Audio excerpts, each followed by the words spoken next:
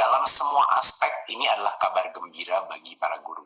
Dan saya harap bantuan dari Komisi 10 juga untuk menjelaskan kepada konstituennya mengenai apa saja arah kebijakan yang akan dilakukan. Yang pertama adalah hanya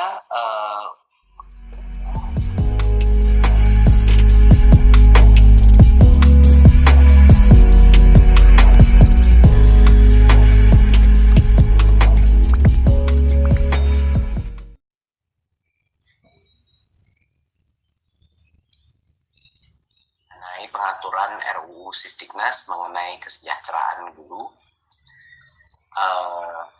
Bisa lanjut. Bapak-bapak, ibu-ibu, anggota Komisi 10, mungkin sangat penting untuk disadari bahwa RUU Sisdiknas ini mungkin menjadi kebijakan yang paling berdampak positif kepada kesejahteraan guru. Menurut kami belum pernah ada rancangan undang-undang yang benar-benar punya dampak lebih holistik dan terintegrasi terhadap peningkatan kesejahteraan guru. Dan ini yang mau saya bahas saat ini. Dan juga untuk mungkin penting juga, mohon maaf, penting juga bahwa guru-guru menyadari apa saja perubahan-perubahan yang ingin kami dorong, sehingga isu-isu kesejahteraan yang saat ini itu bisa diselesaikan dalam waktu yang lebih cepat, dan jauh lebih banyak guru yang sekarang sudah menjadi guru atau mungkin belum diakui sebagai guru itu bisa akhirnya mendapatkan hak mereka sebagai pendidik. Nah, mungkin sebelum saya masuk ke poin-poin spesifiknya, saya ingin mengulang sekali lagi bahwa seharusnya sudah sangat jelas bahwa dari track record pemerintah di dalam bidang kesejahteraan guru, sudah ada banyak sekali inisiatif-inisiatif dalam 3 tahun terakhir untuk memastikan kesejahteraan guru. Jadi saya hanya ingin mengingatkan sekali lagi kalau mungkin ada yang masih mempertanyakan atau punya pertanyaan atau kecemasan mengenai posisi pemerintah dalam kesejahteraan, saya hanya ingin mengingatkan sekali lagi bahwa kami yang memperjuangkan bahwa dana bantuan operasional sekolah bisa secara bebas dan fleksibel digunakan untuk pembiayaan guru honorer pada masa waktu pandemi, dan fleksibilitas itu terus kami lanjutkan sampai sekarang. Dan pada saat itu juga memperjuangkan BSU atau bantuan subsidi upah pada guru pada saat COVID, dan tentunya 300.000 guru honorer yang sudah menjadi P3K dengan semua ketidaksempurnaan yang mungkin ada di lapangan, tetap saja itu suatu capaian yang besar dan akan meningkat jadi ratusan ribu lebih dalam ronde-ronde berikutnya. Jadi sekali lagi sebelum saya masuk dalam poin-poin di sini, track record daripada pemerintah sangat jelas. Hanya satu arah kesejahteraan guru, yaitu meningkat. Dan telah selama 3 tahun terakhir, saya harap track record itu tidak dipertanyakan di sisi mana, di posisi mana kami ada selalu di belakangnya guru. Untuk pengaturan RUU Sisdiknas mengenai kesejahteraan guru, ini suatu poin yang sangat penting. Dalam semua aspek ini adalah kabar gembira bagi para guru. Dan saya harap bantuan dari Komisi 10 juga untuk menjelaskan kepada konstituennya mengenai apa saja arah kebijakan yang akan dilakukan. Yang pertama adalah hanya guru saat ini, hanya guru yang memiliki sertifikasi yang berhak mendapatkan tunjangan profesi. Inilah sumber daripada frustrasi, ya. Dan banyak sekali guru yang di daerah, setiap kali saya datang ke daerah mengajukan concern dan frustrasi mereka terhadap kebutuhan untuk mengantri untuk mendapatkan tunjangan profesi selama bertahun-tahun. Banyak dari mereka yang menunggu seumur karir mereka sampai pensiun pun tidak mendapatkan tunjangan profesi. Nah, ini adalah perbaikan besar yang mau kita lakukan, adalah agar setiap guru biar guru itu bisa menerima tunjangannya tanpa dia harus mengikuti proses sertifikasi, yaitu PPG. Jadi ada beberapa poin-poin besar dalam perbaikan RUU ini. Yang pertama adalah bagi guru yang sudah menerima tunjangan profesi. Bagi guru yang sudah menerima tunjangan profesi atau tunjangan khusus, mereka akan tetap menerima tunjangan tersebut.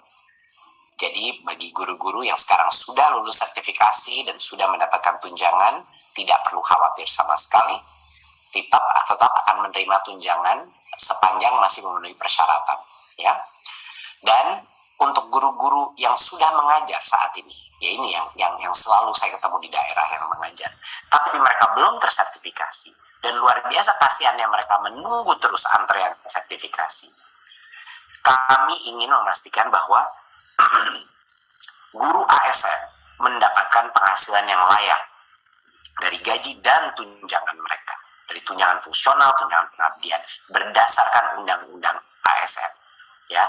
Dan tunjangan ini yang akan ditingkatkan dan tidak perlu lagi menunggu sertifikasi untuk mendapatkan tunjangan yang layak. Dan untuk guru non ASN bisa mendapatkan upah yang layak dari yayasan sebagai pemberi kerja berdasarkan undang-undang ketenagakerjaan, ya. Jadi bos swasta juga akan ditingkatkan untuk memastikan. Jadi yang sudah menerima, saya ulang sekali lagi, yang sudah menerima tunjangan, arah kebijakannya adalah tidak ada perubahan sama sekali. Mereka akan terus mendapatkan tunjangan tersebut. Bagi yang belum mendapatkan tunjangan, tidak perlu lagi mengantri untuk sertifikasi dan mengikuti program PPG. Salah satu dampak positif dari ini adalah program PPG bisa difokuskan dengan kapasitas yang sangat terbatas untuk mencetak guru-guru baru. Sedangkan guru yang sudah bekerja harusnya sudah bisa mendapatkan tunjangan sesuai dengan undang-undang ASN tanpa harus melalui proses sertifikasi yang antreannya panjang sekali. Dan mau menunggu sampai kapan? Sampai mereka sudah pensiun. Banyak yang sudah sebentar lagi pensiun. Dan banyak sekali guru-guru kita yang membutuhkan tunjangan sekarang, bukan nanti, gitu. Dan guru-guru dan itu kira-kira, dan guru-guru swasta tentunya akan juga berdasarkan undang-undang ketenagakerjaan. Disitulah pemerintah berencana meningkatkan bantuan operasional sekolah ke swasta untuk meningkatkan tunjangan tersebut. Nah, poin kedua adalah sertifikat pendidik dari pendidikan profesi guru adalah prasyarat untuk menjadi guru atau calon guru baru, dan bukan untuk guru yang sudah mengajar, ya. Jadinya memang untuk guru yang sudah mengajar itu kami putihkan dan agar mereka bisa menerima tunjangan, sedangkan sertifikat ke depannya untuk menjadi guru baru itu harus mendapatkan sertifikasi. Jadi benar-benar PPG itu sebagai syarat itu adalah menjadi prasyarat menjadi guru. Untuk bisa menjadi guru seperti SIM, surat izin mengemudi, tapi untuk guru, gitu. Dan poin yang ketiga adalah saat ini banyak sekali kategori pendidik yang sudah jelas-jelas menjalankan tugas sebagai guru. Mohon maaf. Banyak sekali kategori pendidik yang sudah jelas-jelas mengemban tugas sebagai guru, tetapi sampai sekarang masih belum diakui sebagai guru. Saya kasih beberapa contoh. Konselor, pamong pelajar, widya iswara, tutor, instruktur, fasilitator. Nah, perubahan yang mau kita lakukan dalam RUU Sisdiknas adalah kita ingin mengakui beberapa pihak-pihak yang tadinya belum secara formal diakui sebagai guru. Dan dari ini, yang terbesar adalah pendidik PAUD, 3-5 tahun. Saat ini belum pernah ada yang mengakui pendidik sebagai guru formal. Yang kedua adalah pendidik dalam satuan pendidikan kesetaraan, dan yang ketiga adalah pendidik dalam pesantren yang formal, pesantren yang mengikuti banyak standar-standar nasional pendidikan. Jadi dengan perubahan RUU Sisdiknas ini, harapan besar kita adalah para pendidik PAUD, para pendidik kesetaraan, dan para guru-guru pesantren itu bisa akhirnya diakui menjadi guru dan masuk dalam kategori guru, dan kalau mereka masuk dalam kategori guru yang formal bisa juga menerima tunjangan untuk meningkatkan kesejahteraannya. Begitu Bapak Ibu Komisi 10, saya harap ini memperjelas dengan sangat detail sebenarnya bahwa RUU Sisdiknas ini semuanya kabar gembira bagi para guru, dan ini bermulai dari keinginan kita untuk menjawab teriakan dari seluruh guru di seluruh Indonesia, kenapa mereka masih mengantre untuk sertifikasi padahal mereka sudah bekerja sebagai guru bertahun-tahun bahkan berpuluh-puluh tahun, dan juga guru-guru di sektor-sektor lain seperti yang belum diakui seperti PAUD, pesantren, dan pendidikan kesetaraan yang sebenarnya sudah berjasa sebagai guru tapi belum diakui sebelumnya. Kami harap RUU Sisdiknas ini akan menjadi RUU bersejarah, RUU yang paling meningkatkan kesejahteraan guru dalam sejarah RUU pendidikan di Indonesia.